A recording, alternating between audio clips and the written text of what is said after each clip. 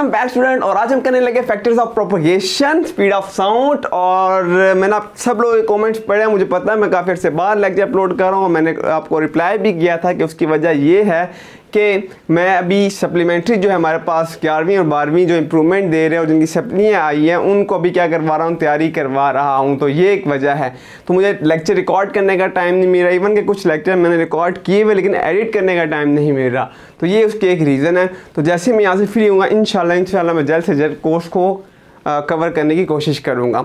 और काफ़ी मेरे पास कमेंट है जिस तरह के फ़हीम सलीम जो हमारे स्टूडेंट है वो कह रहे हैं कि सर चैप्टर 12 और 13 नहीं करवाया।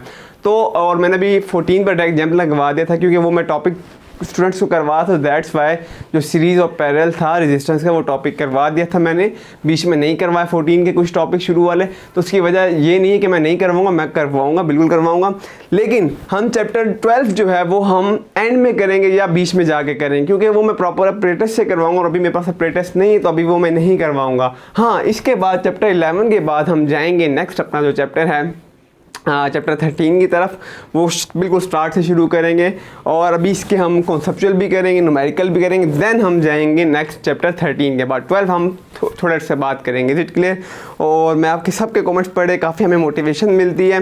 Please upload the next chapter Umar Javed.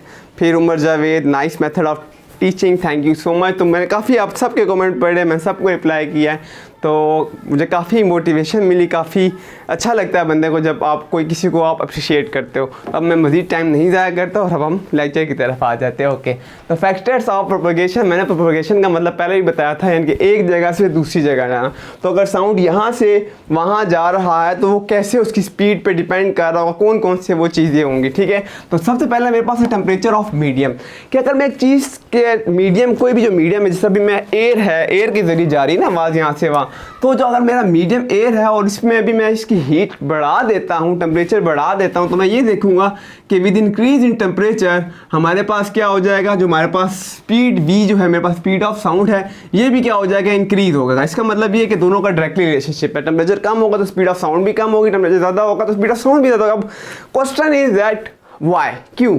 तो देखो, जब टेम्परेचर इंक्रीज होगा तो उसके अंदर एक एनर्जी आ जाएगी और वो जो उसकी मोशन वाली एनर्जी है, क्योंकि उसके अंदर एनर्जी आ गई, ठीक है, मॉलिक्यूल्स अब क्या करेंगे, तेजी से क्या करेंगे, मूव करेंगे, क्योंकि हीट एनर्जी उनके अंदर आ गई ना।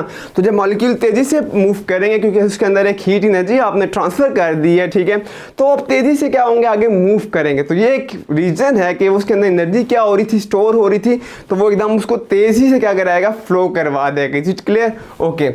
और इसका जो हमारे पास फॉर्मूला है वो ये है हमारे पास कि वी टी, यानी कि जिस टेम्परेचर पे मैंने देखना है कि कितनी स्पीड आ रही है मेरे पास, वो बराबर होता है V naught plus 0.61 into T. ठीक है, यहाँ पे टी टाइम नहीं, टेम्परेचर है। इसका मतलब ये है कि अगर मैं 1 सेंटीग्रेड का टेम्परेचर बढ़ाऊंगा तो मेरी जो स्पीड होगी वो 0.61 से क्या हो जाएगी, बढ़ जाएगी। ठीक है, तो अगर मैं 1 सेंटीग्रेड बढ़ाऊंगा तो 0.61 मेरी स्पीड इंक्रीज हो जाएगी। अगर मैं 8 सेंटीग्रेड बढ़ाऊंगा तो मैं 8 को मल्टीप्लाई करवा दूंगा 0.61, तो यहाँ भी यही है। अब वी नॉट अगर मैं बात करूँ स्पीड ऑफ साउंड की एयर में, तो वो अप्रॉक्सीमेटली 332 मीटर पर सेकेंड होती है, वी नॉट प्लस 0.61। अगर 1 सेंटीग्रेड अगर मैं टेम्परेचर बढ़ा रहा हूँ ये अमाउंट इसमें ऐड हो जाएगी। लेकिन फर्ज करो मैं 8 सेंटीग्रेड अमाउंट बढ़ा रहा हूँ तो यहाँ टी की जगह 8 आ जाएगा। तो अकॉर्डिंग टू डिमास पहले इसके साथ मल्टीप्लाई होगा, फिर इसके साथ ऐड हो जाएगा, तो मेरे पास वी टी आ जाएगा। Is it clear? Very simple. Next हम देखते हैं students dynamic condition of medium. देखो, डायनेमिक का मतलब क्या होता है, कोई चीज़ मोशन में। ठीक है, तो अगर यहाँ पे मैं देखूँ हवा अगर ले लूँ, जो वाइंड, बहुत अच्छी एग्जांपल ली हुई है बुक में, अगर मैं वाइंड को देखूँ और वाइंड की इस वक्त जो स्पीड है वो क्या है, वो स्लो है। तो देखो ज़ाहिर सी बात है जो मेरे पार्टिकल्स होंगे, अगर मैं बात कर रहा हूँ यहाँ पे एयर में, तो भी स्लो मूव करेंगे। लेकिन अगर मेरी वाइंड की जो स्पीड है, यानी कि डायनेमिक कंडीशन का मतलब ये कि उस चीज़ की कितनी स्पीड है, अगर यहाँ पे डायनेमिक कंडीशन जो है मीडियम की वो बढ़ रही है, यानी कि वाइंड की स्पीड बढ़ रही है, तो मेरे मॉलिक्यूल्स को तेज़ी से आगे ले जाएंगे, मेरी स्पीड को क्या कर देंगे, साउंड ऑफ स्पीड को क्या कर देंगे, बढ़ा देंगे। तो यहाँ पर वो ज़्यादा डिस्टेंस तय कर लेंगे कम टाइम में।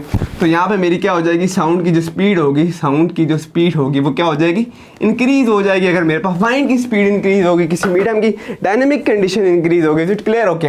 Next, viscosity of medium. Book में लिखा हुआ है कि जो विस्कोसिटी ऑफ मीडियम पे एक चीज़ वो डिपेंड नहीं कर रहा, फिर उन्होंने दिया क्यों है। अच्छा मैं बताता हूँ, पहले समझते हैं विस्कोसिटी क्या है। विस्कोसिटी रेजिस्टेंस होती है किसी भी मीडियम के अंदर। अब वो मीडियम हमारे पास सॉलिड भी हो सकता है, लिक्विड भी हो सकता है और गैस भी हो सकता है, ठीक है। अब अगर मैं देखूँ हनी जो होती है, हनी को अगर आप बोतल से ड्रॉप करोगे तो वो स्लो आएगा। क्यों? क्योंकि उसके एटम्स के अंदर विस्कोसिटी इतनी ज़्यादा है कि वो उसको बिल्कुल आहिस्ता आहिस्ता फ्लो करवाते हैं। लेकिन अगर पानी की बोतल को आप उल्टाओगे तो फ़ौरन से जो है नीचे हो जाए। क्यों?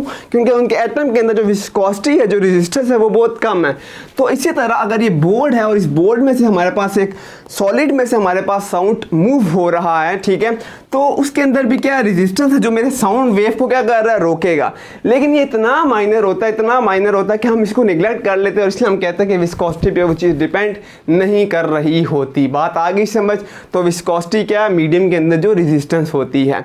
तो ये बहुत कम हमारा इफेक्ट क्या होता है साउंड को, अगर मैं इसमें से गुजार रहा हूँ एक हार्ड उसमें से, तो बहुत कम उसको रोकना है, बहुत माइनर होता है इफेक्ट कर रहा है। तो इसलिए हम कहते हैं विस्कोसिटी पे डिपेंड नहीं करता। दो चीज़ जो हमारे पास इस पर डिपेंड कर रहा होता है वो फिर क्या है, मेरे पास डेंसिटी है, पहले भी ऑलरेडी आई थिंक बता चुका था मैं, ठीक है, बुक में नहीं बताया हुआ। एक हमारे पास डेंसिटी और दूसरा मेरे पास क्या होता है, उसकी इलास्टिसिटी है, ठीक है, यानी कि वो उस पर कितनी हमारे पास उसको डिफॉर्म करने के लिए फोर्स लगेगी।